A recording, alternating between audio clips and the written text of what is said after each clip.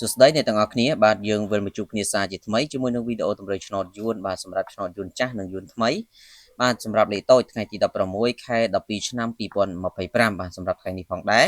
បងប្អូនពុកម៉ែមីមីយើងក៏មាននៅតម្រូវលេខល្អៗដើម្បីយកមកធ្វើការចែកជូនទៅកាន់បងប្អូនលោកយុវតាទាំងអស់គ្នាដើម្បីយកលេខទៅលេងបាទអញ្ចឹងបងប្អូនកុំភ្លេចជួយចុច follow page ចុច like ចុច share ដើម្បីបងប្អូនថ្មីបានទទួលនៅវីដេអូនេះទាំងអស់គ្នាហើយសម្រាប់បងប្អូននឹងទទួលបាននូវលាសំណាងផងដែរបាទអញ្ចឹងយើងសម្រាប់ថ្មង10កន្លះពេលព្រឹកបាទសម្រាប់ថ្ងៃទី16ឆ្នោតយួនថ្មីនេះបាទចំពោះខ្ទង់អូគឺបងប្អូនលោកយល់តាពុកម៉ែមីមីសូមធ្វើការអូខ្ទង់10និងខ្ទង់30បាទចំពោះខ្ទង់30នេះសូមបុក37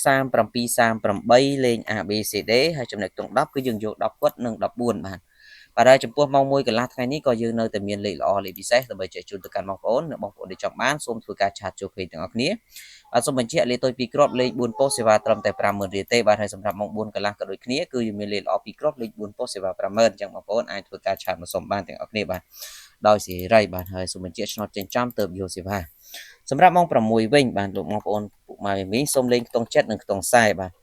បាទចំពោះខ្ទង់7នេះសូមបងប្អូនធ្វើការបូក7គាត់71បាទហើយសម្រាប់ខ្ទង់40យើងយក42និង43បាទលេខ ABCD ទៅបាទសម្រាប់ម៉ោង6កន្លះ